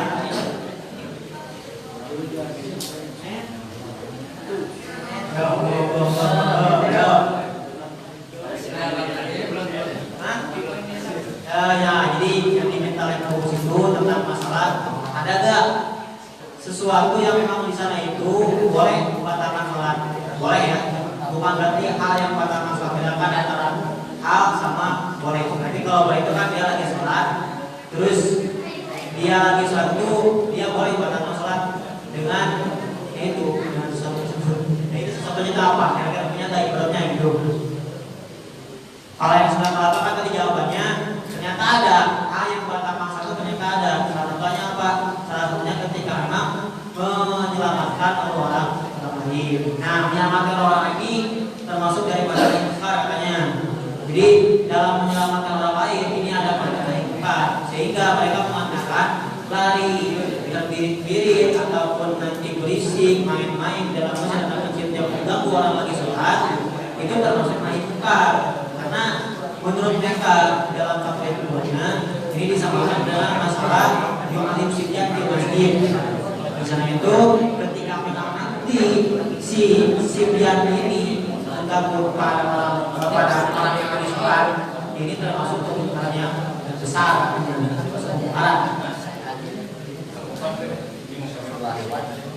Yang ini dulu ya.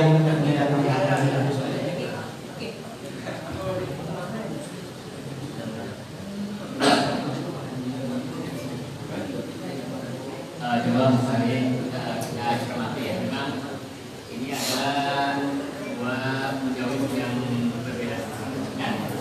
Pertama dari Majapahit itu mengkategorikan kasus kita bukan udur berarti ya. Benar Majapahit itu kira-kira ya. Kasus kita bukan udur karena tadi yang dibacakan waktu sholat diperbolehkan kalau itu beri. Berarti kasus kita tidak termasuk udur semacam itu. Sementara dari tadi sudah kelapa ya. Sudah kelapa berarti mengkategorikan kasus kita ini adalah udur dengan dalam pendekatan bahwa kasus sobi yang pernikahan itu dianggap sebagai mungkar dan semacam ini. Jelas. Ya, saya minta kesepakatan dulu dari Majapahit sepakat tetap ini bukan udur, bukan udur. Ganing sobi bukan udur, bukan udur. Kalau dari Sunda Kelapa berarti ini tetap udur. Bukan udur. Bukan udur. Tapi di sini kita itu boleh membatalkan sholat karena ada perkara yang wajib. Apa? Yaitu nahi mungkar tersebut tadi itu. Itu mungkaran kan tadi min adi min mungkarat. Oke, kita ibarat dengan kelakuan dari mungkarat tadi dalam kitab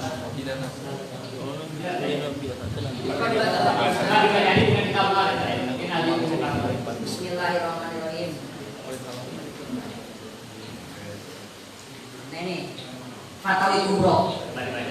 Bismillahirrahmanirrahim. Masalah firman yu'allimu asibyan fil masjid. Hal yajuzu lahu al-bayatu fil masjid? Fa ajaba alhamdulillah. Yusanu al-masjidu amma yu'dihi wa yu'dil musallina fihi hatta rakusibyan aswatahum fihi. Wa kadzalika tawsifuhum li husrihi wa nahwu dzalik la siyama in kana waqta shalat fa inna dzalika min adimil munkarat. Mungkin clear ini.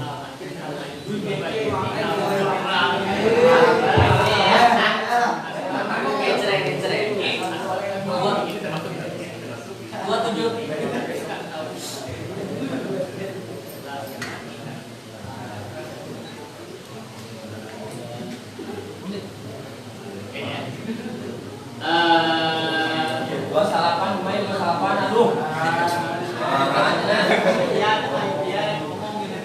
Gua salapan, main deh, ya men. Papa Gajah, Papa Gajah. Suku taslim. Suku taslim. Ini akan dijelaskan oleh oke, nggak apa-apa, ini sudah gantung ya. Itu yang pertama.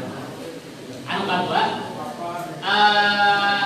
coba di sini tidak secara sore memperbolehkan waktu sholat ini diperoleh nggak di sana sebenarnya, tapi nanti akan dijelaskan di pelajaran terkait tadi. Terus saya semacam ini.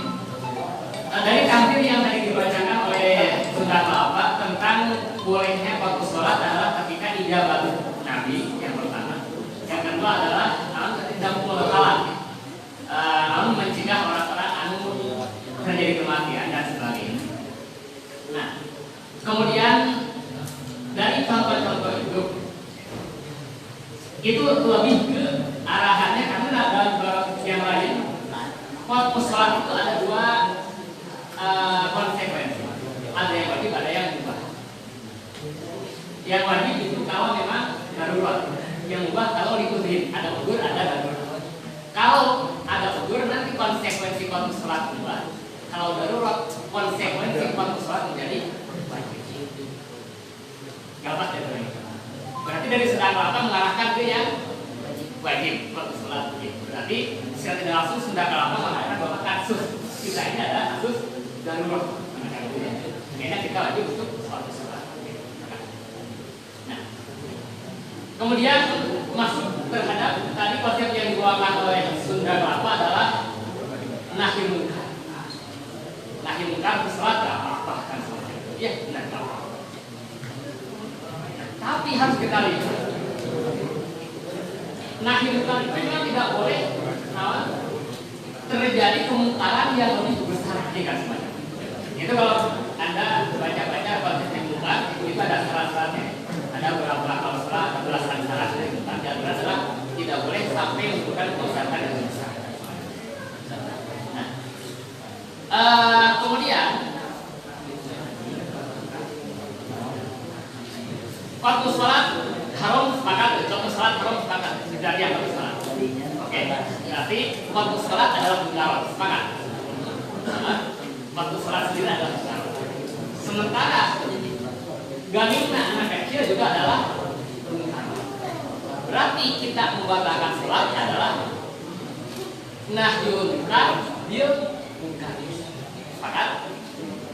Sepakat deh? Sepakat tidak? Waktu sholat kita haram, munkar bukan. Keharaman itu munkar bukan. Makanya anak kecil ngagani itu dia munkar, dan itu harus kita hilangkan. Berarti dengan kita membatalkan sholat berarti kita nahyul munkar bil benar, benar deh. Oke, maka terjadi nahyul munkar bil. Punya kaidah. Oke, di sini pernah kaidah. Ini harus kita lihat munkar seperti apa yang dapat memperbolehkan waktu sholat. Apakah dengan hanya sobi ngaganengkeun kemungkaran itu memperbolehkan untuk waktu sholat terjadi mungkarat kedua atau tidak? Oke, kalau misal mungkarat yang kita lihat sobina adalah zina, sepakat. Karena zina adalah kemungkaratan anu levelnya atas, bisa. Kita sedang sholat lihat kalau juga anak kecil yang zina. Ini kan kemungkaratan anu levelnya tingkat atas, bisa. Nah, kita sepakat harus membatalkan demi melarang mereka. Oke? Karena ini kemungkaratan jelas. Nah, kalau kemungkaratan anu berupa ngadarin anak kecil, ini kita menghilangkan kemungkaratan untuk kemaslahatan dan semacamnya. Apa kemaslahatannya? Agar para muslim semua merasa khusyuk dengan mundegarena gitu berenangnya. Sepakat ya? Kita kan anak kecil agak gitu ya. Kita nggak batalkan sholat demi menenteramkan, demi mengamankan anak kecil itu. Oke? Berarti mungkarat yang kita hilangkan berarti berupa diam anak kecil, dan permasalahannya adalah nanti musolli akan merasa aman dan akan merasa kesukaan. Di sini adalah dari masalah yang kira-kira Anda perlu sepakat atau tidak? Jangan ada sepakat. Berarti di sini ada jauh masalah yang berupa kehusuan kita. Ada mafasid berupa qatl dalam kaidah darul mafasid menggunakan alat. Ini pandangan yang kami miliki semacam itu. Artinya tidak sampai kegaduhan anak kecil ini dapat melegalitaskan kita untuk fokus. Kenapa? Karena mungkarot. Oke, sepakat seperti apa yang dibacakan tadi bahwa ini adalah mungkarot galing anak kecil. Tapi kemungkaran itu tidak sampai levelnya memperbolehkan fokus. Makanya dari takbir yang nahi mungkar tadi itu harus ada contoh. Nah, karena tadi oleh Bapak Boros diminta contohnya seperti apa gitu. Jadi ilhatul masail binatul ilhahnya ini jelas levelnya gitu. Kalau memang tidak ada contoh, itu konsep umum berarti nggak berani. Oke, ada. Ya, coba. Tapi ini paham ya yang arahkan paham? Paham? Paham. Bismillahirrahmanirrahim.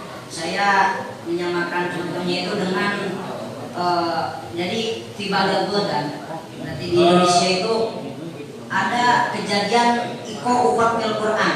Bukan itu.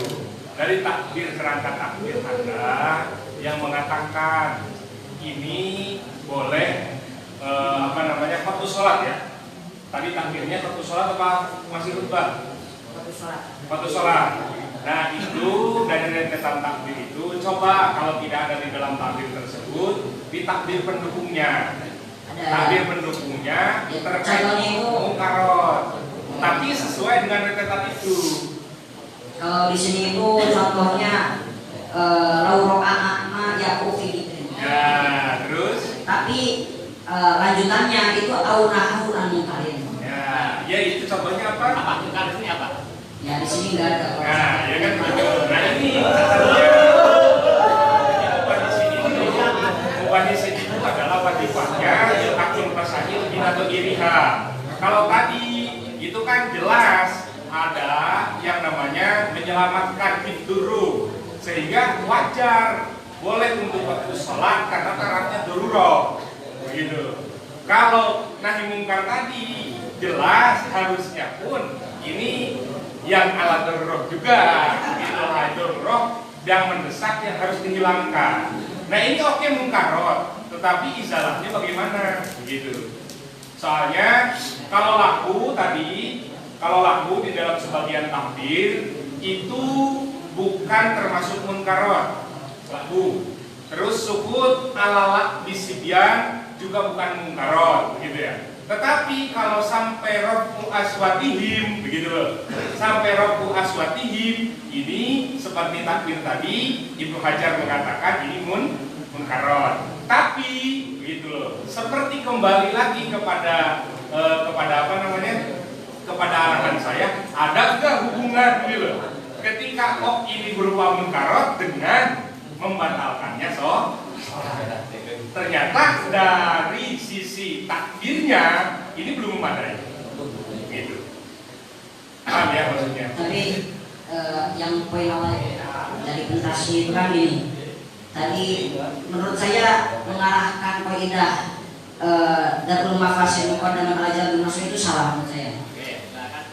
Karena seperti ini. Kan tadi kalau menurut saya itu seperti ini. Khusyuk atau sholat dalam keadaan tenang itu kan masoleh, kemaslahatan.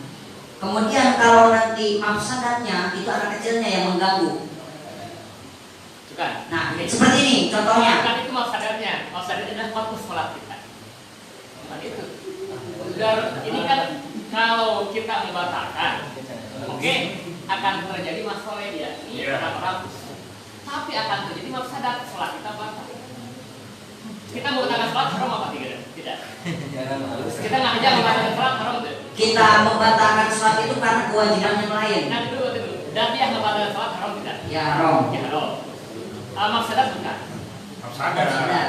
Kekhusuan itu keharusan atau sifatnya masalah atau kita kekhusuan. Oke, nah berarti kita membatalkan demi kekhusuan dan semacam. Meskipun memang berawal dari mungkarat, nah makanya kita perlu telusuri mungkarat yang memperbolehkan untuk legalitas suatu sholat itu seperti apa. Meskipun kita apresiasi oke dari kalian di Golot itu ya sore-sore, cuman mungkin analisis yang perlu ditingkatkan lah. Saya sepakat karena mungkar itu ya saya rasa levelnya itu hanya semuanya tentang tadi ya kecil besar. Ya saya rasa kalau memandang dosa karena yang dari sobi sama sekali tidak tertarik kita, tapi sudah jelas ini mungkar meskipun tidak maksiat tapi mungkar ya mungkar suratan jadi karena tidak tertarik ibarat sudah maksiat. Cuma ya tadi itu belum ada jembatan bahwa ketika saudara perkara mungkar apakah boleh membatalkan sholat gitu. Karena kembali ke awal tadi itu bahwa amar ma'ruf nahi munkar bukan harga mati. Ya harga mati yang kayak tadi. Oke. Karena apa? Karena itu. Karena kalau misal kita itu